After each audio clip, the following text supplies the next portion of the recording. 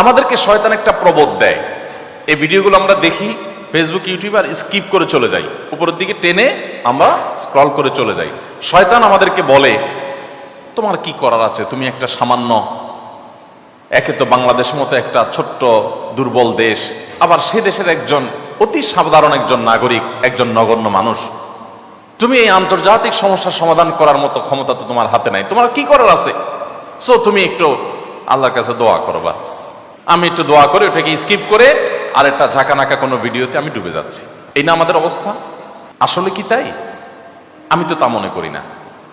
এটা শয়তান আপনাকে মিথ্যা কথা বলে, আপনাকে মিথ্যা সান্ত্বনা দেয়। শয়তান বলে তোমার কিচ্ছু করার নেই। কে বলেছে আপনার কিছু করার নেই? আপনার যে কত কিছু করার আছে সেটা আপনি নিজেও ভাবেন নাই। আল্লাহ তাআলা আপনাকে জিজ্ঞাসা করবেন না তুমি সেখানে সামরিক শক্তি কেন পাঠাও না, কারণ সামরিক শক্তি আপনার হাতে নাই। আল্লাহ আপনাকে এটা জিজ্ঞেস করবেন না। আল্লাহ আপনাকে বলবেন না তুমি মানবিক সহায়তা নিয়ে শত শত হাজার হাজার টন কেন খাবার পাঠাও নাই সেখানে, কারণ এই ক্ষমতা আপনার হাতে নাই। আল্লাহ এটা জিজ্ঞেস করবেন না।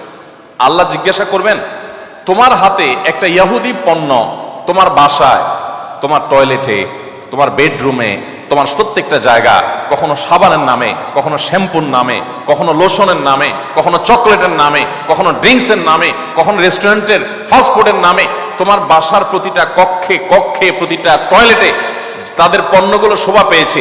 এই পণ্য বেচা টাকা দিয়ে তারা বোমা হামলা করে মানুষ মেরেছে।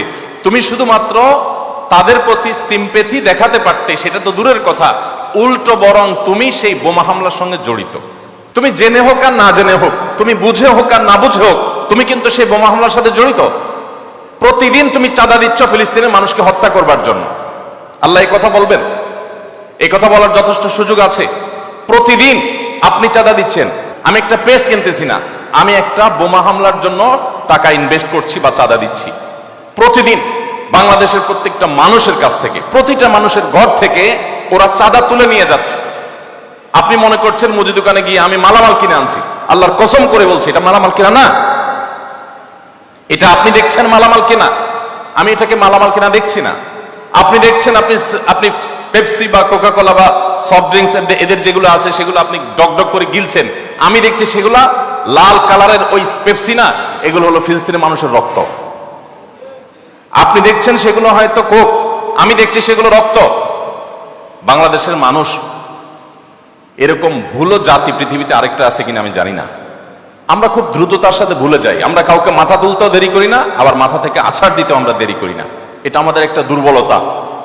আমাদের এই দুর্বলতাটা আমাদের কাটিয়ে ওঠার চেষ্টা করা দরকার। আমরা কয়দিন খুব জোরে সোরে বয়কট করে এরপরে আবার আমাদের সবকিছু সয়ে যায়। এক ভাই খুব চমৎকার বলেছেন, আমরা মানিয়ে নিয়েছি শোক, আবার উদরে ঢালছি কোক। আপনি নামাজ পড়তেছেন, আপনি সিজদা করতেছেন, আপনি অনেক কিছু করতেছেন, দিন শেষে আপনি মুসলমানদের হত্যার সঙ্গে জড়িত। আপনি নিরীহ মা শিশুগুলোকে হত্যার সাথে জড়িত, আপনি জানছেন না।